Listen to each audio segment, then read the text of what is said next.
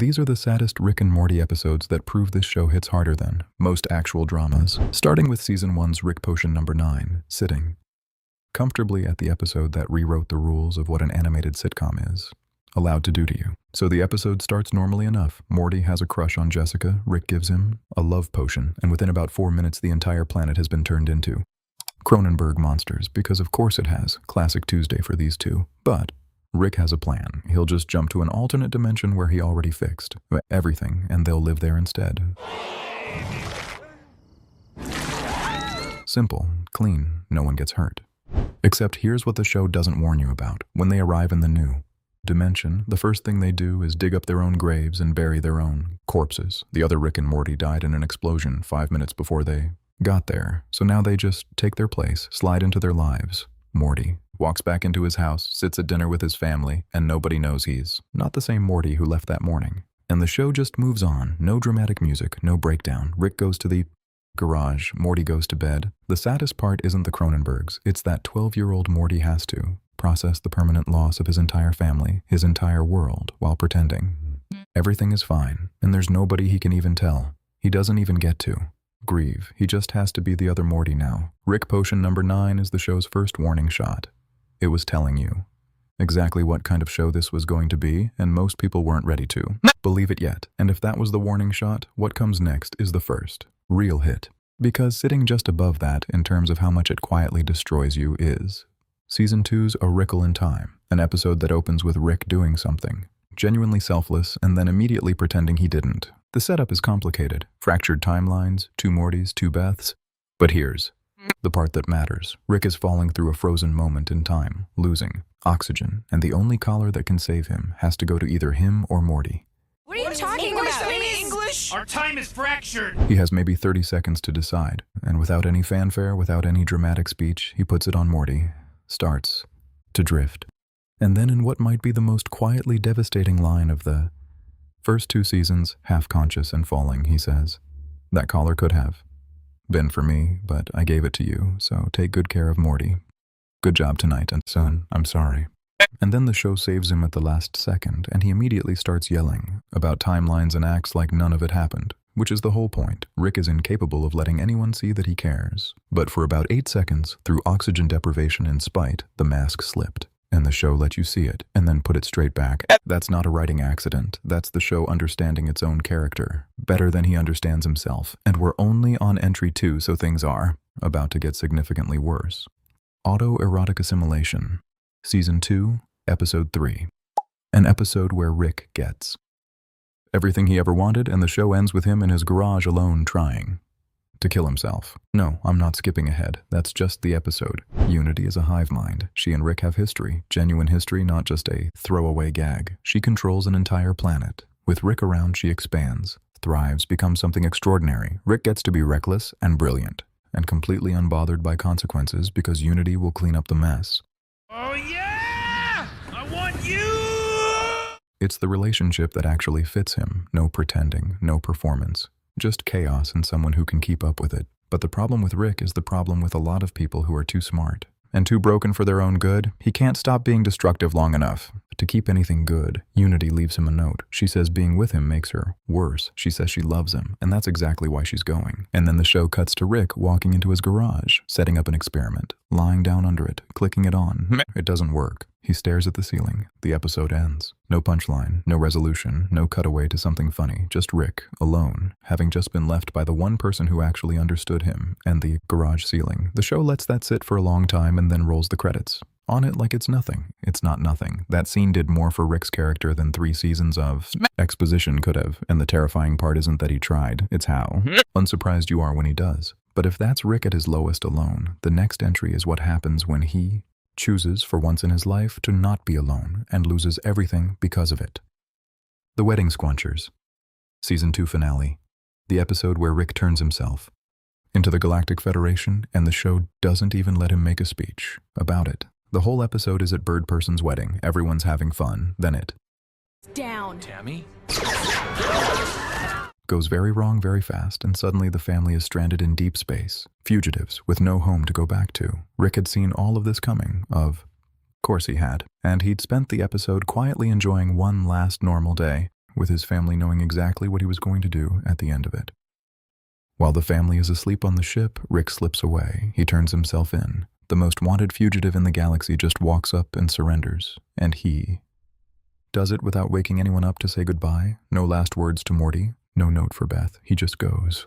When the family lands, Earth has been annexed by the Federation and Rick is in a prison cell watching TV alone, and the thing is, he looks almost okay with it, like he'd made peace with this a long time ago. Rick spends the whole show telling everyone he doesn't care about them, that they're a burden, that family is a biological trap, and sentiment is for idiots. And then when it actually matters, when it's his freedom or their safety, he doesn't even have to think about it. He just goes. And the show doesn't give you a moment to feel good about it. It just cuts to the prison cell and leaves him there. Season over. See you next year. You can learn more about Rick from that prison cell than from anything he's ever said out loud, and the show knows it, and that's what makes it devastating. The Vat of Acid episode. Season 4, Episode 8. The one where Morty falls in love with someone and the show takes it away from him in about 90 seconds. This episode is presented as a bit about Rick being petty. He builds Morty a device that lets him create save points in real life, like a video game. Morty thinks it's a gift. It's actually punishment. Rick knows Morty will use it, selfishly, and then face the consequences. This is technically correct. But here's what Rick didn't account for. Morty finds a save point and doesn't use it. He just lives, falls into a situation with a girl, survives a plane crash with her, builds a life in the wilderness with her, falls in love with her, grows old with her in a montage that is genuinely beautiful and genuinely earned. The show gives you the whole thing, the grief, the joy, the years, all of it. And then Morty, not knowing the device works differently than he thinks, accidentally resets. She dies in the original timeline. She was never there. The years don't exist, and Morty sits on the floor of his room and screams, and the show does not cut away from it. Rick watches, says nothing. The episode then reveals that Rick engineered all of it. The fake save point was the lesson the whole time, and he was right, technically. Morty did use the device selfishly at the start. The lesson landed. It just also cost Morty an entire life and the only person he ever really loved. Rick is always right. That's the tragedy. Being around someone who is always right and never wrong about anything is not a gift. Morty pays for it constantly, which might actually be the saddest thing in the whole show, but we'll get there. Richternal Friendshine of the Spotless Mort, Season 5, Episode 8.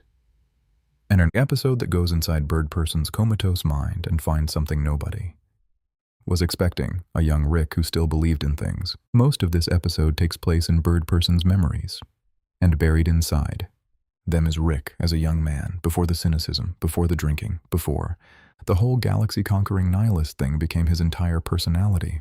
Just a Rick who had a best friend and meant it and hadn't been broken yet. The young Rick in these memories is enthusiastic. He's idealistic. He genuinely cares about the revolution they're fighting for. He argues with Bird Person not out of spite, but because he believes in something, and you watch this, and the whole time your brain is doing the arithmetic. This is the same person. This is where the current Rick started, and somewhere between that Rick and the one in the garage at the end of Auto. Erotic assimilation. Everything just went, piece by piece, year by year, until caring about anything felt like a liability he couldn't afford.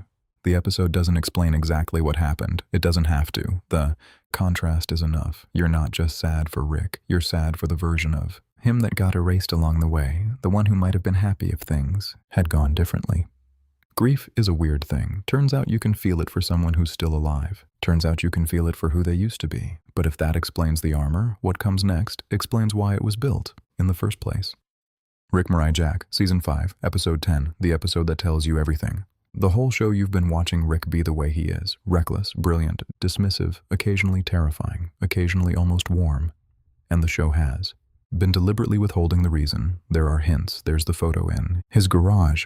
There's the way he reacts to certain things. But nothing concrete. This episode gives you concrete. A Rick came to young Rick's house, offered him the weapon that would change everything. Young Rick said no, said he had a family, said that was enough.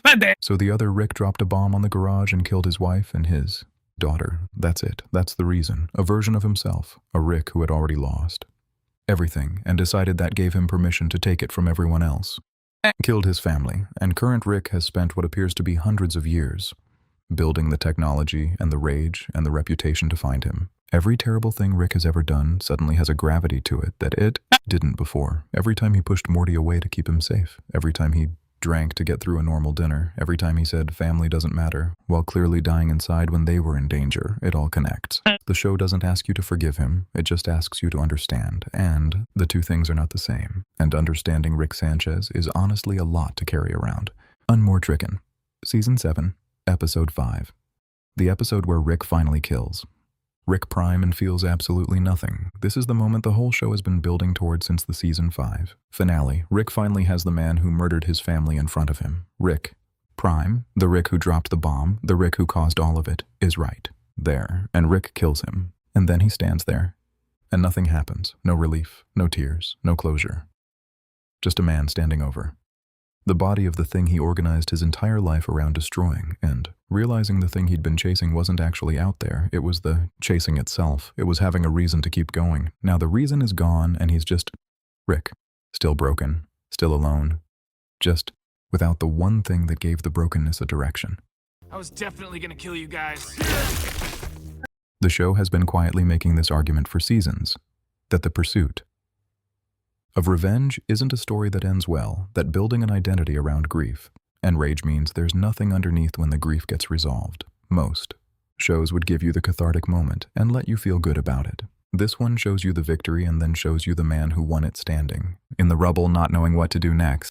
Vengeance doesn't fix the garage. It doesn't bring anyone back. It just removes the reason to get up in the morning. And Rick is left having to figure out, after what might be centuries, who he actually is without it. Turns out that's a worse problem than the one he solved. But none of that, not the garage, not the origin, not the revenge that fixed. Nothing is the saddest moment in the show. The saddest moment in the show is quiet, and it's about Morty. Fear No Mort, Season 7, Episode 9. The one where Morty keeps going back.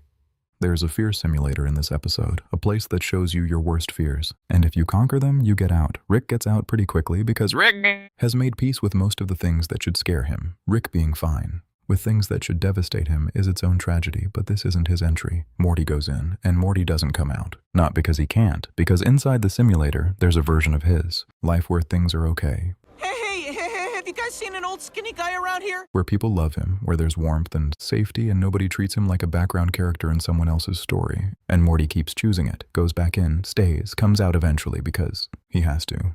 Goes back in again. Rick figures out what's happening, and here's the part that makes the whole thing land. He doesn't say anything. He doesn't lecture Morty about the difference between real life and simulation. He just waits. Every time Morty comes back out, Rick is there, saying nothing, just there, because Rick knows. Rick understands better than anyone what it feels like to need a version of your life that doesn't exist.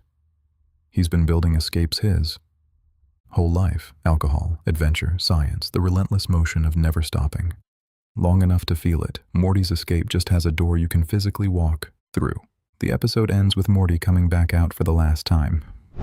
He and Rick don't talk about it. They just leave together. Nobody says anything. Every other entry on this list is sad because something terrible happens to these characters. This one is sad because nothing does. Morty just found the only place he feels okay, and he has to keep leaving it. And Rick lets him go back every time because he loves him and knows that some pain you can only watch someone carry. You can't take it from them.